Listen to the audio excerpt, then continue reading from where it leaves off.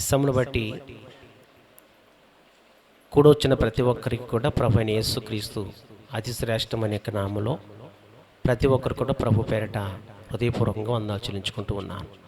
అయితే కృపా, ప్రేమ, దయ, రెండోది నా అభిషేకించిన నా ఆత్మీయ తండ్రి యొక్క అభిషేకాన్ని బట్టి ఈ రోజున సజీవుడిగా దేవునికి సందులో దేవునికి వాక్యాన్ని ప్రకటించడానికి మరి దేవుడు మంచి యొక్క అవకాశాన్ని దేవుడు నాకు ఇచ్చి ఉన్నాడు.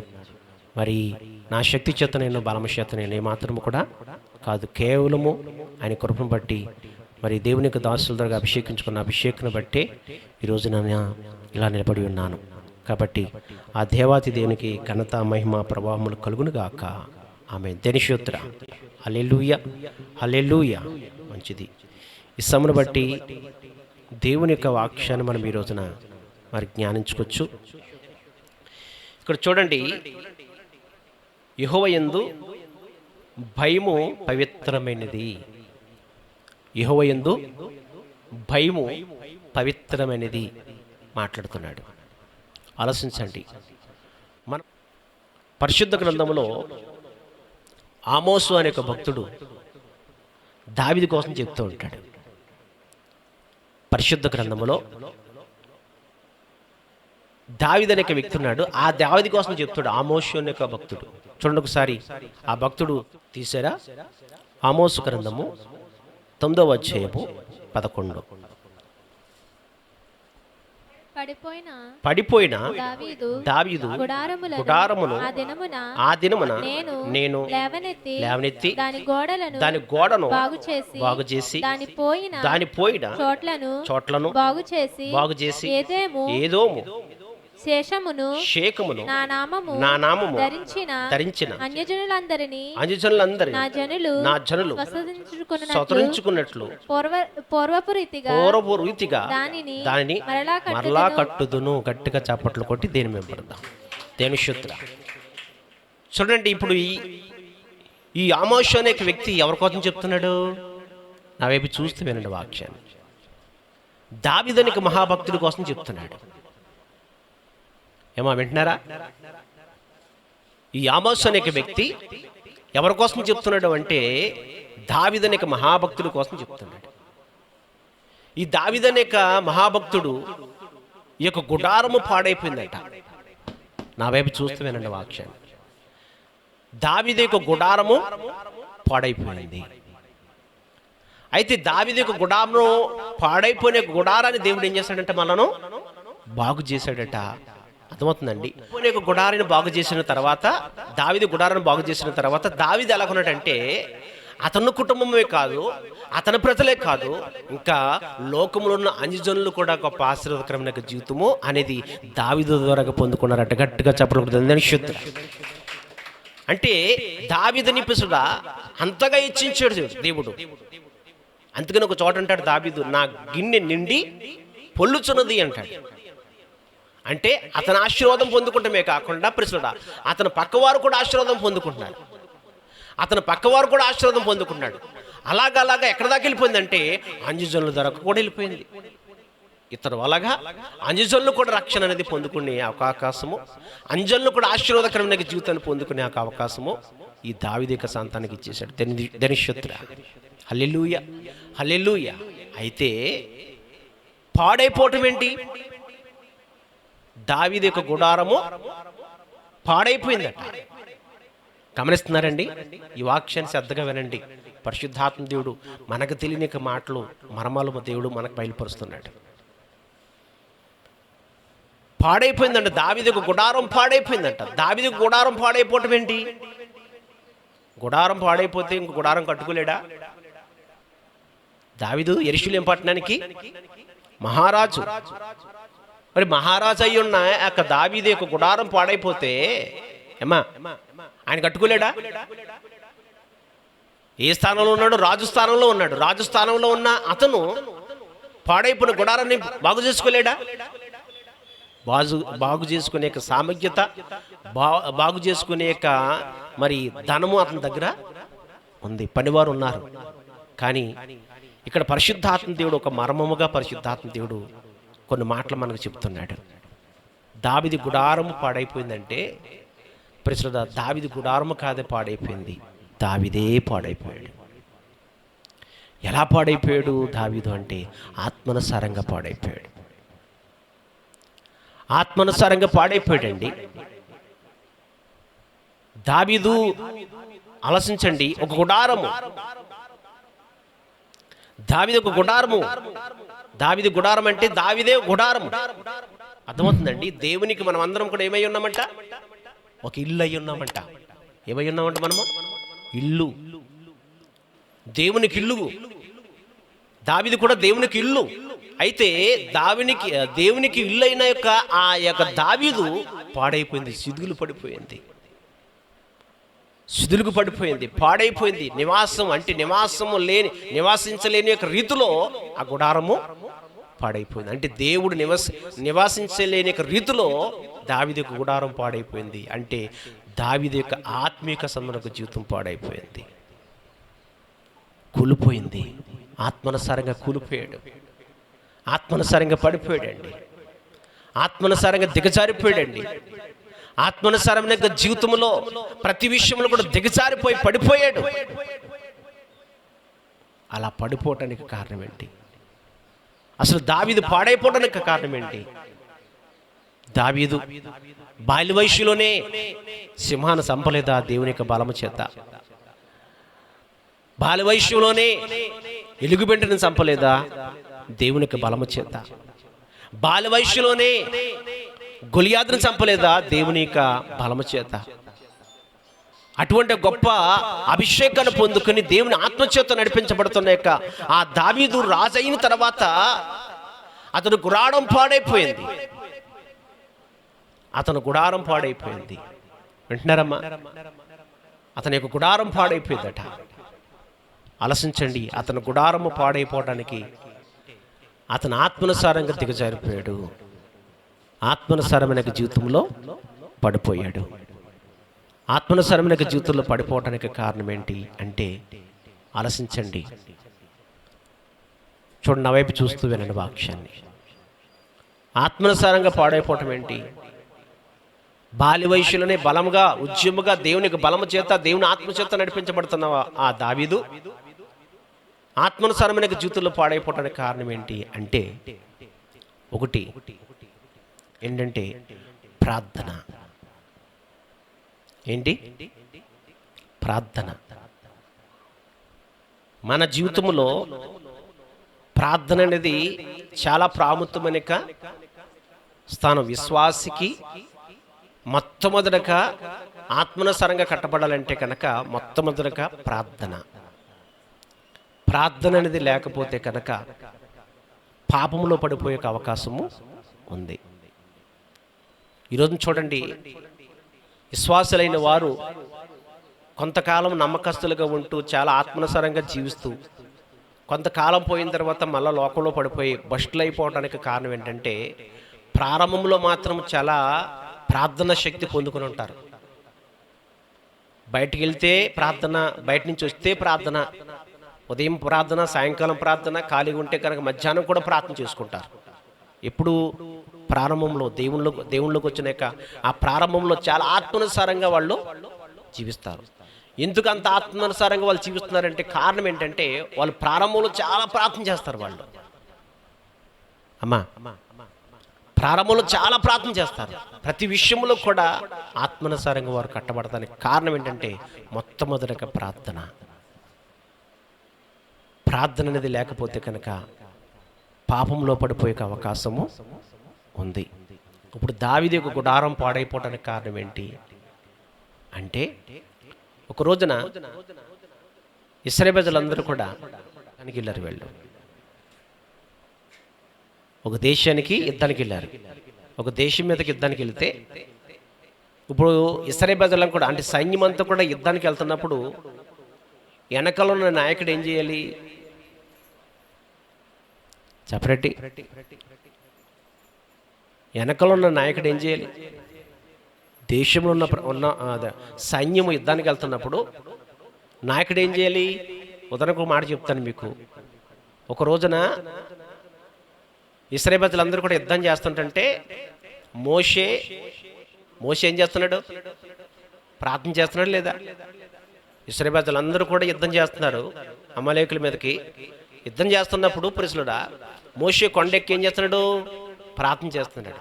2 చేతులు పైకెత్తి ప్రార్థన చేస్తుందంటే, మోషే ప్రార్థన చేస్తుందంటే ఇశ్రాయేలు ప్రజలందరూ కూడా గెలుస్తున్నారట. మోషే చేతులు కింద దిగిపోతుంటే మాత్రము అమాలేకులు గెలుస్తున్నారట.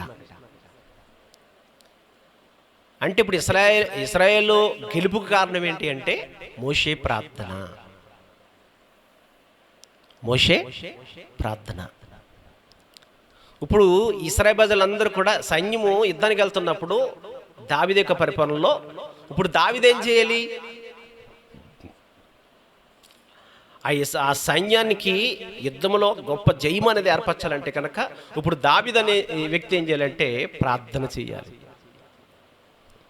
కానీ ప్రార్థన చేయవలసిన సమయంలో ఏం చేశాడంటే మిద్దె మీద అటు ఇటు వాకింగ్ చేస్తాడట. మిద్దె మీద అటు ఇటు వాకింగ్ చేస్తున్నప్పుడు అర్థమవుతుందండి, ఒక దూరంగా ఒక స్త్రీ మరి నగ్నంగా స్నానం చేస్తున్నట్టు కనపడ్డదట.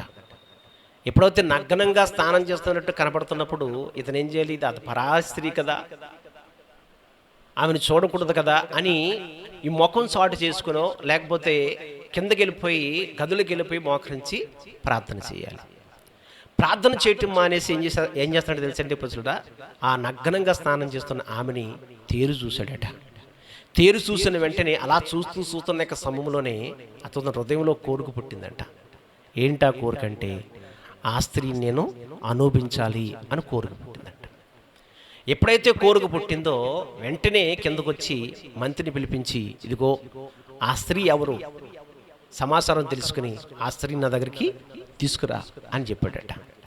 అప్పుడు ఆ మంత్రి ఆ స్త్రీ ఎవరో సమాచారం తెలుసుకుని ఆ స్త్రీని రాజు దగ్గర తీసుకెళ్తే ఆ రాజు ఆ మాట ఈ మాట చెప్పి ఆ మాట ఈ మాట చెప్పి ఆమెను అనుభవించాడట. అర్థమవుతుందండి?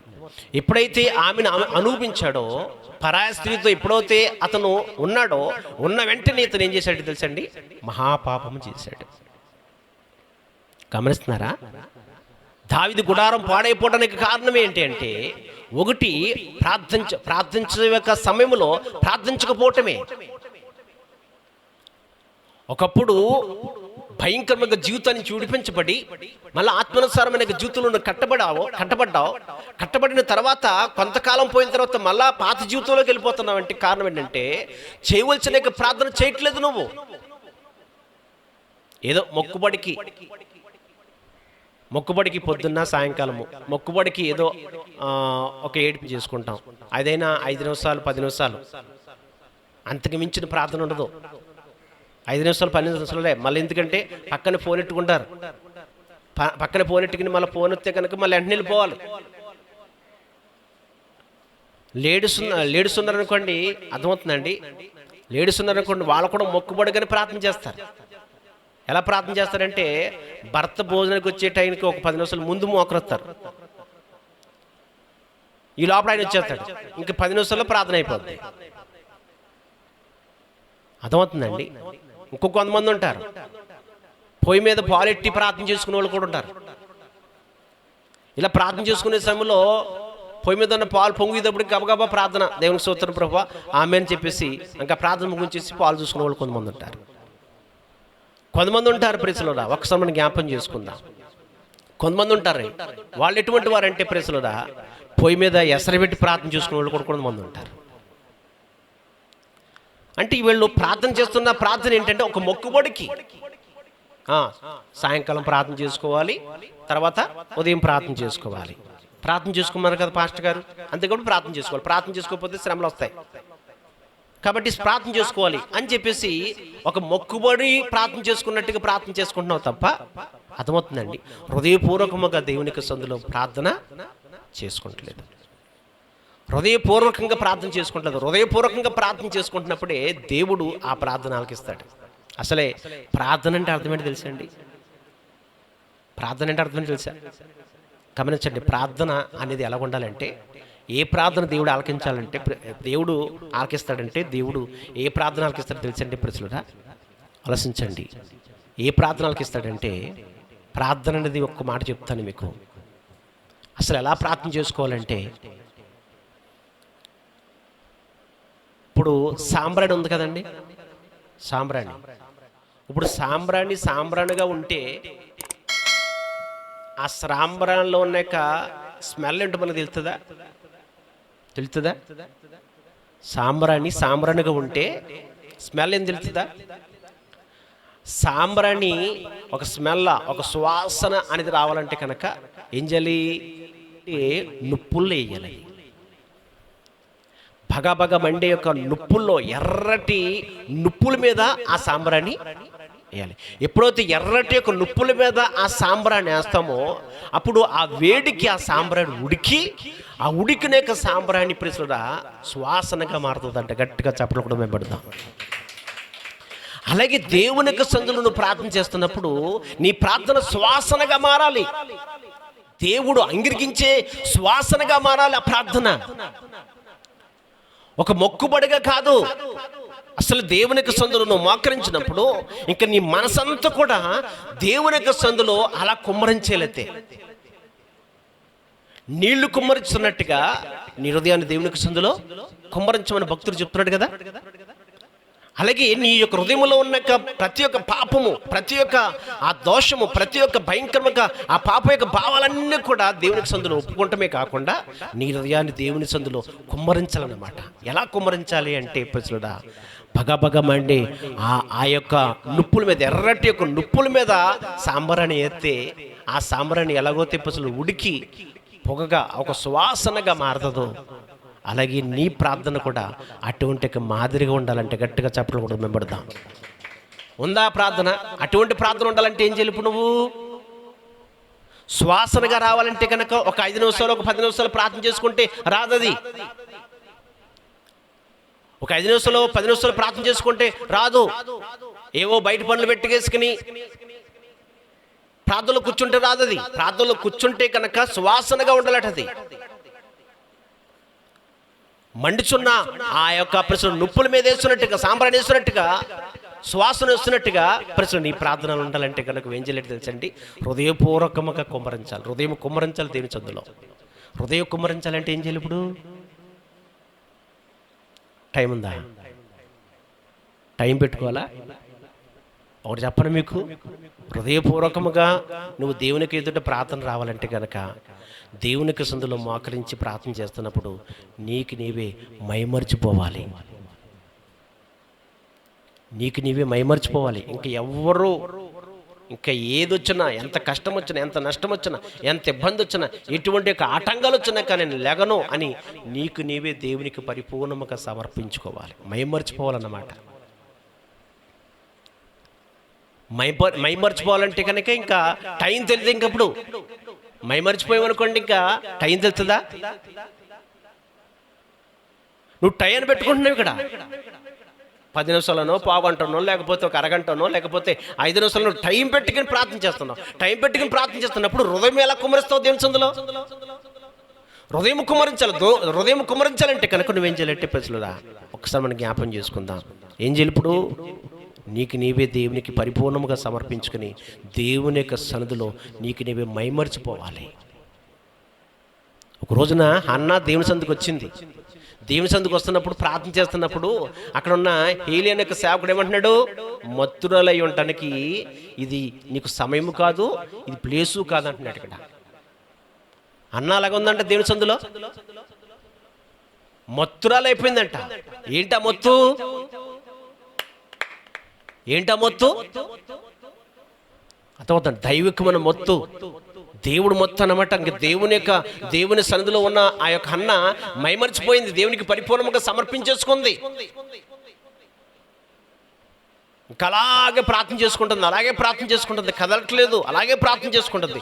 అర్థమవుతుందండి. ఇంకా ఏమాత్రము కూడా ఎటువంటి ఆటంకాలు వచ్చినా కానీ ఏమాత్రము కూడా కదలకుండా అన్న అలాగే ప్రార్థన చేసుకుంటున్నప్పుడు ఏలీ అనే సేవకుడు అంటాడు, మత్తురాలయ్యి నువ్వు దేవునికి సన్నిధిలో ఉండటానికి ఇది సమయము కాదు. అప్పుడు అంటది అన్న, నా ఏలినవాడా అలాగనవద్దు, నేను దేవునికి సన్నిధిలో నా మనసును కుమ్మరిస్తూ ఉన్నాను. గట్టిగా చప్పట్లు వినపడతాం. నా మనసును కుమ్మరిస్తున్నానయ్యా, నా మనసును కుమ్మరిస్తున్నాను. ప్రార్థన అనేది ఎలా ఉండాలి తెలుసండి ప్రజలుగా? సువాసన కలిగినదిగా ఉండాలి. సువాసన రావాలట, దేవునికి సువాసన. అర్థమవుతుందండి? సువాసనగా మారిపోవాలట. ఆ సువాసనకి ప్రేసులు ఒకసారి జ్ఞాపం చేసుకుందాం. కొంతమంది మరి సొంటు కట్టుకుని మంచి స్మెల్ కలిగిన యొక్క అస్తరు పూసుకుని బయటికి వెళ్తారు. బయటికి వెళ్తున్నప్పుడు రోడ్డు మీద వెళ్ళిన వాళ్ళు అందరూ కూడా ఏం చేస్తారు? బయటికి వెళ్తున్నప్పుడు అస్తరు ఏం చేస్తుంది? అతను ఒక్కడికి వస్తుందా? దారన్న వెళ్తున్న వాళ్ళకి వస్తుందా వాసన? వస్తున్న వారికి వస్తుంది. అర్థమవుతుందండి? అప్పటి వరకు చూడలేని వ్యక్తి ఆ స్మెల్ ఎప్పుడైతే వచ్చిందో వెంటనే అతనాక చూస్తాడు. గమనించండి. అలాగే నువ్వు చేసే ప్రార్థన, దేవునికి సందులో నువ్వు చేసే ప్రార్థన కూడా ఎలా ఉంటుంది తెలుసండి ప్రశ్నుడా? పరలోక రాజ్యం ఉన్న ఆ దేవాతి దేవుడు వెంటనే నీ వైపు చూడాలి. గట్టిగా చెప్పదని శుద్ధుడా, వెంటనే వైపు చూడాలైనా. సాంబ్రాణి యొక్క పొగ, అర్థమవుతుందండి, ఎంత సువాసన కలిగినదో అలాగే నువ్వు చేసే ప్రార్థన కూడా దేవునిని కదిలించాలన్నమాట. దేవునికి మనసు మారిపోవాలి, దేవునికి మనసు కరిగిపోవాలి. ఇటువంటి ఒక వ్యక్తిగా నేను ఇవ్వకుండా, ఆశీర్వాదాలు ఇవ్వకుండా ఆగిపోతున్నానా అని చెప్పేసి ఆయన మనస్సు నెగ్గాలి నువ్వు. అటువంటి నువ్వు ప్రార్థన చేస్తున్నప్పుడే, నువ్వు దేవుని ఆదరణ, దేవుని ఆశీర్వాదము పొందుకుంటమే కాకుండా ఆత్మనుసారా ఇంకనూ బలపడే అవకాశం ఉంది. నిశ్చితం. ఇది మొక్కుబడికి ఒక 5 నిమిషాలు 10 నిమిషాలు ప్రార్థన చేసుకుంటే ఏమాత్రం ఉపయోగం ఉండదు. ఏమాత్రం కూడా మొక్కుబడికి కాదు నువ్వు చేసుకోవాల్సిన ప్రార్థన. అర్థమవుతుందండి? ఏం చేయాలి తెలుసండి? అన్ని విషయములు కూడా పడిపోయిన దావీదు గుడారము బాగుపడటానికి మొట్టమొదటి మెట్టి ఏంటంటే ప్రజలురా, ఆలోచించండి, చెప్తున్నాను, ప్రార్థన. అర్థమవుతుందండి? ఎప్పుడైతే ఆ బెత్షెబతో పాపం చేశాడో ఇతను పడిపోయింది, ఇతను గుడారం పాడైపోయింది, శిథిలు పడిపోయింది. పాపం ఎప్పుడైతే చేస్తుందో శిథిలు పడిపోయింది. ఆత్మానుసారంగా అతను దిగజారిపోయాడు. లోకసారంగా అతను జీవించొచ్చేమో కానీ ఆత్మానుసారంగా ఏమైపోయాడు? శిథిలు పడిపోయాడు. గమనించండి దేని వాక్యాన్ని, దేనికి సూత్ర. హల్లెలూయా. గమనించండి ప్రజలు, ఒక్కసారి మనం జ్ఞాపం చేసుకుందాం. దేవుని యొక్క సన్నిధిలో ఉన్న నీవు దేవుని యొక్క మాటలు శ్రద్ధగా విను. పరిశుద్ధాత్మ దేవుడు నీతోనే మాట్లాడుతున్నాడు. గమనించండి, నీలో ఏం కావాలంటే ఇప్పుడు మొట్టమొదటిగా నీ ఆత్మనుసారమైన జీవితంలో బలపడాలంటే కనుక ఏం కావాలి? ఇప్పుడు ప్రార్థన. ఇశ్రాయేలు ప్రజల యొక్క మూలుగులు దేవుడు ఆలకించాడట. ఇశ్రాయేలు ప్రజల యొక్క ప్రార్థనలు దేవుడు ఆలకించాడట. ఆలకించిన దేవుడు వెంటనే ఇశ్రాయేలు ప్రజలకి సహాయం చేశాడట. అర్థమవుతుందండి? అలాగే నీ ప్రార్థన కూడా ఆలకించాలంటే కనుక నువ్వు ప్రార్థన చేసే తీరు మారాలి, నువ్వు మార్చుకోవాలి. నువ్వు ప్రార్థన చేసే తీరు మారాలి. 5 నిమిషాలు 10 నిమిషాలు కాదు, అరగంట కాదు, పావుగంట కాదు. అర్థమవుతుంది? దేవుని యొక్క సందులో మోకరించండి. దేవుని యొక్క సందులోనే కాదు, ఇంటికాడ నువ్వు ప్రార్థన చేస్తున్నప్పుడు నీకు నువ్వే దేవునికి పరిపూర్ణముగా సమర్పించుకోవాలి. అన్న ఎప్పుడైతే దేవునికి పరిపూర్ణముగా సమర్పించుకుందో, దేవునికి సందులో అన్న ఏం చేస్తుందంట? ఆమె యొక్క హృదయాన్ని కుమ్మరిస్తుందంట. కుమ్మరిస్తున్నప్పుడు వెంటనే దేవుడే ఏం చేశాడు? ఆమెని, దుఃఖమోఖంతో వచ్చిన ఆమెని సంతోషముతో ఇంటికి పంపించాడు. గట్టిగా చెప్పలేదని శుద్ధుడు. కారణం ఏంటి అంటే ప్రస్తుత ఆమె యొక్క ప్రార్థన ఒక ప్రత్యేకంగా ఉంది తప్ప, ఒక ప్రత్యేకంగా కనపడుతుంది తప్ప, ఆమె యొక్క ప్రార్థన ఒక 5 నిమిషాలు 10 నిమిషాలు లేదా ఒక అరగంట, ఒక పావుగంట, ఒక టైం పెట్టుకుని ఆ టైం ప్రకారంగా చేసుకుని అక్కడి నుంచి ముగించేసి నీ పనులు చేసుకుంటే కనుక ఆ ప్రార్థన దేవుడు ఆలకించాడు. ఆ ప్రార్థన దేవుడు ఏమాత్రం కూడా ఆలకించలేదు. దేవుడు నీ ప్రార్థన దేవుడు ఆలకించాలంటే కనుక నీకు నీవే పరిపూర్ణముగా దేవునికి సమర్పించుకోవాలి. పరిపూర్ణముగా సరెండర్ అయిపోవాలి. పరిపూర్ణముగా దేవునికి సమర్పణ కలిగి నువ్వు జీవించాలి. అర్థమవుతుందండి? ఆలోచించండి నా ప్రజలు. దావీదు గుడారం అంటే ఏంటి? ఇప్పుడు ఆత్మీయ సమయంలో జీవితం పాడైపోయింది. ఎందుకంటే సహోదరుడా, పాపం చేసిన తర్వాత ఆత్మనుసారంగా పడిపోయాడు, కానీ లోకసారంగా మాత్రం ఏం చేస్తున్నాడు? సింహాసనం మీద ఎక్కి రాజ్య పరిపాలన చేస్తున్నాడు అతను. అర్థమవుతుందండి, చెప్తున్నాను కదా. ఆత్మనుసారమైన జీవితం ఎలా పాడైపోతుందో, ఎలా వెళ్ళిపోతుందో నీకు తెలియదు. సాప కింద నీళ్లున్నట్టుగా అలాగే నీ ఆత్మీయ సంబంధించిన జీవితము నీకు తెలియకుండా నీలో నుంచి వెళ్ళిపోతుంది. ఎప్పుడు వెళ్ళిపోతుంది అంటే, ఎప్పుడైతే నువ్వు పాపానికి చోటిస్తావో, ఆ పాపానికి ఎప్పుడైతే నువ్వు చోటిస్తావో నీలో నాకు ఆత్మ బయటికి వెళ్ళిపోతుంది అన్నమాట. నువ్వేమనుకుంటావంటే, ఆత్మతో ఉన్నాను, పరిశుద్ధాత్మ అభిషేకం పొందుకున్నాను, ఆత్మచేత నడిపించబడుతున్నాను అని అనుకుంటావు అంతే. భ్రమల మీద ఉన్నావంతే నువ్వు. ఈ యొక్క దావీదునికి రాజు కూడా ఏం చేస్తాడంటే, పాపం చేశాడు కానీ సింహాసనం ఎక్కి రాజ్య పరిపాలన చేస్తున్నాడు, అందరికీ న్యాయం తీర్చేస్తున్నాడు. పాపం చేసిన వాడికి అనేక మందికి న్యాయం తీర్చే హక్కు ఉందా? లేదు. తప్పు చేస్తున్న వాడికి ఇంకొకళ్ళకి తీర్పు తీర్చే హక్కు లేదు పరిశుద్ధ గ్రంథాన్ని బట్టి. అందుకని అన్నాడు పరిశుద్ధ గ్రంథములో, మా ఎదటి వారి యొక్క కంట్లో ఉన్న యొక్క దూలము నలుసు తీసేటప్పుడు మొట్టమొదటిగా నీ కుంట్లో ఉన్న యొక్క దూలాన్ని తీసుకోమని చెప్తున్నాడు. ఒకళ్ళు తీర్పు తీర్చేటప్పుడు మొట్టమొదటిగా మన యొక్క తీర్పు ఏంటో తెలుసుకోవాలి. అర్థమవుతుందండి. ఒకళ్ళని అంటున్నప్పుడు అసలు మన బ్రతుకు ఎలాగుంది, మన నడవడిక ఎలాగుంది, మన మాటలు ఎలాగున్నాయి, మన ప్రవర్తన ఎలాగుంది అని మనం సరి చేసుకోవాలి. మనకు మనమే విమర్శించుకోవాలి. ఎవరి విషయంలో, బయట వాళ్ళ విషయంలో కావచ్చు, పక్క వారి విషయంలో కావచ్చు, నీ తోడు సహోదరుల విషయంలో కావచ్చు, వాళ్ళ లోపాలను వేలుబడి చూపించడం కాదు. వాళ్ళు అలా చేశారంట, వీళ్ళు ఎలా చేశారంట, వాళ్ళు అలాగన్నారంట, వీళ్ళు అలాగన్నారంటే అని చెప్పేసి వారి మీద అంటాం కాదు. మొట్టమొదటిగా అపోస్తలుడు పౌలు గారు అంటాడు, ఏమంటాడంటే, మనకు మనమే విమర్శించుకోవాలట. విమర్శించుకుంటాం అంటే మనకు మనమే పరిశీలన చేసుకోవాలి. అసలే మన ఆత్మీయ సమయ జీవితం ఎలాగుంది, మొట్టమొదటిగా మన ప్రవర్తన ఎలాగుంది, మన నడవడిక ఎలాగుంది, మన మాటలు ఎలాగున్నాయి, మన ప్రవర్తన ఎలాగుంది అని చెప్పేసి మనకు మనమే బోధించుకోవాలి, సరి చేసుకోకుండా ప్రజలు ఎదటి వారికి తీర్పు తీర్చే హక్కు ఏమాత్రం కూడా లేదు. అది నేను చెప్తున్న మాట కాదు, పరిశుద్ధ గ్రంథంలో ఉన్న దేవాతి దేవుడు చెప్తున్న మాట. దావీదు పాపం చేశాడు, పాపం చేసినా కానీ సింహాసనం ఎక్కి రాజ్య పరిపాలన చేస్తున్నాడు. హక్కు ఎక్కడ ఉంది ఇతనికి? ఆత్మనుసారంగా చచ్చిపోయాడు కదా, అభిషేకం కోల్పోయాడు కదా. అభిషేకం కోల్పోయినప్పుడు ఆత్మనుసారంగా మరి అతను దిగజారిపోతున్నప్పుడు సింహాసనం ఎక్కి రాజ్య పరిపాలన చేయడానికి ఎంత హక్కు ఎక్కడ ఉంది ఇతనికి? హక్కు లేదు. అంటే అతను రాజ్య పరిపాలన చేస్తున్నాడంటే అతను భ్రమల మీద ఉండలేదా? ఈ రోజున కూడా బయట వాడిని అలాగంట ఇలాగంట అని చెప్పేసి అంటున్నావంటే నువ్వు భ్రమల మీద ఉన్నావు అంతే.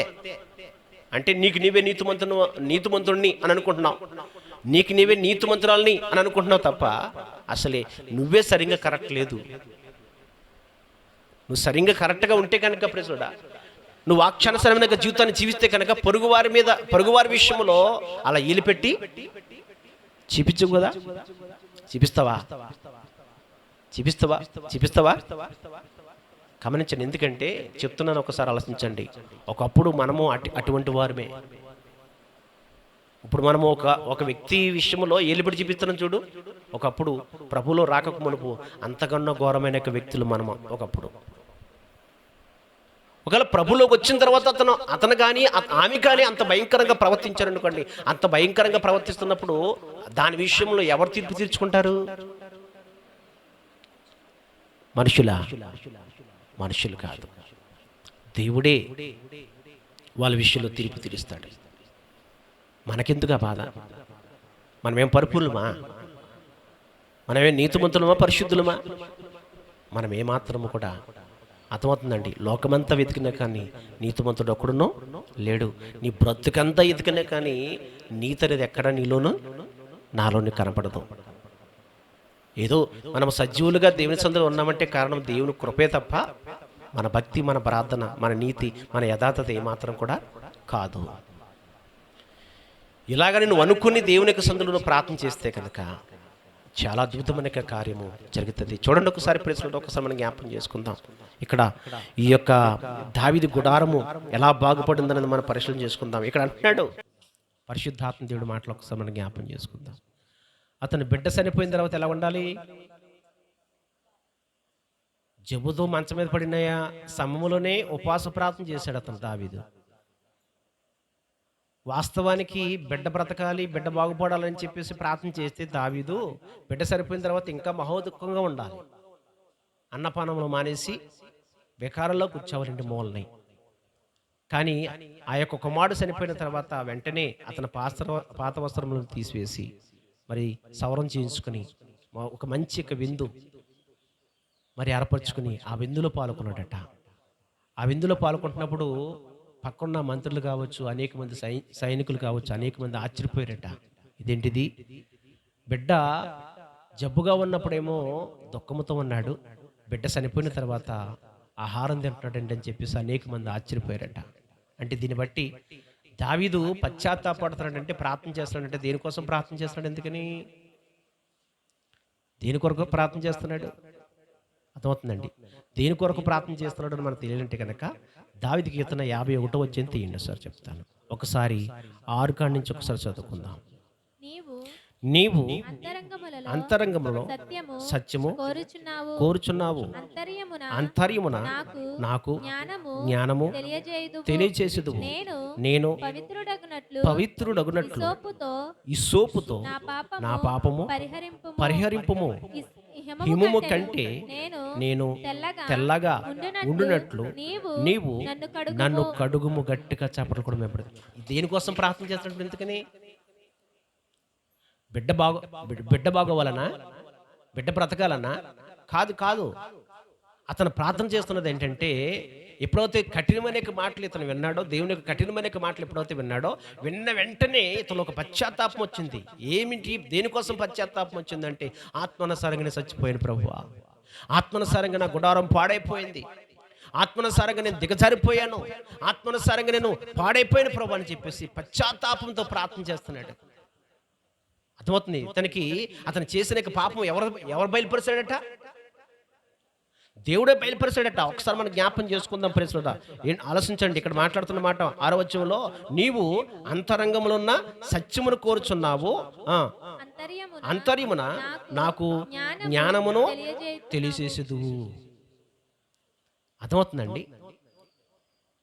ప్రతి విషయంలో కూడా ఆయన కోరుకునేది ఏంటంటే, మన అంతరంగమును కోరుకుంటున్నాడు. ఆయన మన శరీరాన్ని కాదు, అంతరంగంను కోరుకుంటున్నాడు.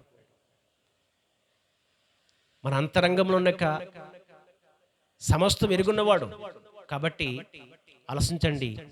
దావీదు పాపం చేస్తున్నప్పుడు ఈ లోక సంబంధిక ఆశీర్వాదం అతను కోల్పోలేదు, కానీ ఏం కోల్పోయాడు? వాస్తవానికి ఆత్మ అనేది కోల్పోయాడు, పరిశుద్ధాత్మ అభిషేకాన్ని కోల్పోయాడు, పరిశుద్ధాత్మ యొక్క సావాసాన్ని కోల్పోయాడు. ఎప్పుడైతే ఆత్మానుసారంగా కోల్పోయాడో అతను గుడారము పాడైపోయింది. అది పాడైపోయిన యొక్క గుడారాన్ని బాగు చేశాడంటే దేవుడు. ఎందుకు బాగు చేశాడు ఆ గుడారము అంటే అర్థమవుతుందండి. ఇతను చేసిన యొక్క ప్రార్థన ఒక్కసారి మనం జ్ఞాపం చేసుకుందాం. ఆలోచించండి ప్రజలుడా. ఒకసారి 8 కాడి నుంచి ఒకసారి చదువుకుందాం. అప్పుడు నీవు విస్తరించిన ఉత్సాహముతో సంతోషములను నాకు వినిపింపుము. అప్పుడు నీవు వివరించిన ఎముకలను విరిసిన యొక్క ఎముకలు హర్షించును. నా పాపమునకు విముఖుడు కమ్ము, నా దోషములన్నిటినీ తుడిసివేయము. దేవా, నాయందు శుద్ధ హృదయమును కలగజేయము. నా అంతరంగములున్న స్థిరమైన యొక్క మనస్సును నూతనముగా పుట్టించుము. నీ సన్నిధిలో నుండి నన్ను త్రోసివేయకుము. నీ పరిశుద్ధాత్మను నా యొద్ద నుండి తీసివేయకుము. నీ రక్షణానందము నాకు మరలా పుట్టించుము. గట్టిగా చప్పట్లు కూడా మేము మరలా పుట్టించమంటాడంటే ఇప్పుడు ఏమైపోయాడు? ఇప్పుడు ఆల్రెడీ పాడైపోయాడు. ఆల్రెడీ ఇక్కడ గుడారం పాడైపోయింది. ఆల్రెడీ ఆత్మీయ సంబంధిక జీవితంలో పాడైపోయాడు. ఆత్మీయ సంబంధిక జీవితంలో పాడైపోయాడు. కాబట్టి మరలా నీ రక్షణానందం నాకు కలగజేయ ప్రభువా, నాకు సహాయం చేయండి. ఆత్మానుసారంగా దిగజారిపోయినయ్యా, ఆత్మానుసారమైన నా గుడారం పాడైపోయిందయ్యా, నాకు సహాయం చేయండి. అవును, ఈ రోజున కూడా నువ్వు పాపం చేసి కూడా ఈ లోకంలో సలామలైపోతున్నావేమో. నాకేం అంటలేదు కదా, నాకు చాలా బాగుంది కదా అని చెప్పేసి అనుకుంటున్నామేమో. కానీ పాపం చేస్తున్నప్పుడు ఈ లోక సంబంధిక ఈ లోకము ద్వారా ఈ లోక సంబంధిక స్థితిలో నువ్వు స్థితులు మగపోవచ్చేమో, కానీ ఆత్మనుసారంగా మాత్రము పాడైపోయింది నీ గుడారం. ఆత్మనుసారంగా పాడైపోయింది. ఈ ఆత్మనుసారంగా పాడైపోతున్నప్పుడు దేవుని యొక్క మాటలు విన్న తర్వాత నువ్వు చేయవలసింది ఏంటి తెలుసండి? ఏం చేయాలి తెలుసండి? ప్రార్థన చేయాలి. ఆ ప్రార్థన కూడా ఎలా ఉండాలని చెప్పాను? సువాసన కలిగిన, అర్థమవుతుందండి, నిప్పుల మీద వేసిన సాంబ్రాణి వలె ఉండాలట నీ ప్రార్థన. అంతేగాని ఆచారపూర్వకమైన ప్రార్థన కాదు. ఏదో ఓ టైం పెట్టుకున్న టైం చేసుకుని వెళ్ళిపోవటం, లేచిపోవటం కాదు. దేవుడు దర్శించేంత వరకు కూడా, దేవుడు దర్శించేంత వరకు కూడా, ఈ 51వ అధ్యాయం ఫస్ట్ నుంచి లాస్ట్ వరకు కూడా దావీదు ప్రార్థనే. ఏదో 2 ముక్కలు కాదు చేసుకునేది దావీదు. దేవుడు దర్శించే వరకు, దేవుడు క్షమించే వరకు, దేవుడు మళ్ళా నూతన జీవితాన్ని ఇచ్చేంత వరకు కూడా, దేవుని యొక్క అభిషేకం పొందుకున్నంత వరకు కూడా దేవుని యొక్క పాదాల దగ్గర ప్రార్థన చేస్తూనే ఉన్నాడు. అటువంటి ఒక అనుభవము నీలో ఉందా? అటువంటి ఒక ఆత్మీయ అనుభవము అనేది నువ్వు కలిగి జీవిస్తున్నావా? లేకపోతే వాళ్ళు అలాగన్నారండి, వీళ్ళు ఎలాగన్నారండి అని వాటి మీదే దృష్టి పెట్టి నీ ఆత్మిక సంబంధిక జీవితాన్ని పాడు చేసుకుంటున్నావా? ఒక్కసారి జ్ఞాపం చేసుకుందాం. ఈ లోక సంబంధమైన యొక్క ఒత్తులు అనేవి, నిందలు అనేవి, అవమానాలు అనేవి క్రైస్తుడికి అసాధ్యమండి. అయ్యి అలా వస్తాయి, అలా పోతాయి. వాటిని పట్టించుకోకూడదు. అపొస్తలుడు పౌలు గారు, ఆత్మపూర్ణుడైన అపొస్తలుడు పౌలు గారు అంటారు, ఈ లోకం ద్వారా వచ్చే శ్రమలన్నీ కూడా నేను నిర్లక్ష్యం చేశాను అన్నాడా? మరి నువ్వెందుకు పట్టించుకుంటున్నావు? నువ్వు పట్టించుకుంటున్నావు అంటే అర్థం ఏంటి? ఇప్పుడు ఆత్మనుసారంగా నువ్వు ఈ గుడారం పాడైపోయింది. ఆత్మనుసారంగా నువ్వు పాడైపోయింది నీ గుడారం. కాబట్టి పాడైపోయిన ఒక గుడారము బాగు చేసుకోవాలంటే కనుక ఒకటే మార్గం ఏంటంటే ప్రార్థన. దేవునికి సందులో ప్రార్థన. ఆ ప్రార్థన కూడా ఇది మొక్కుబడికి కాదు నువ్వు చేసుకోవచ్చింది. చేసుకోకపోతే బాగోదేమో, లేకపోతే చేసుకోకపోతే శ్రమలు వస్తాయేమో, లేకపోతే చేసుకోకపోతే పాస్టర్ గారు తిడతారనో, ఇది మొక్కుబడికి కాదు నువ్వు చేసుకోవచ్చింది. అర్థమవుతుందండి? నీ ప్రార్థన దేవుడు ఆలకించాలి. దేవుడు ఆలకించాలంటే కనుక ఆ ప్రార్థన ఎలా ఉండాలంటే ప్రశ్నడా నుప్పుల మీద వేసిన సాంబ్రాణి వలె ఉండాలి. సువాసన కలిగిన యొక్క సాంబ్రాణి వలె నీ ప్రార్థన ఉండాలి తప్ప ఏదో మొక్కుబడికి చేసుకుని చేస్తే కనుక ఆత్మనుసారంగా నువ్వు ఏమాత్రం కూడా బలపడలేవు.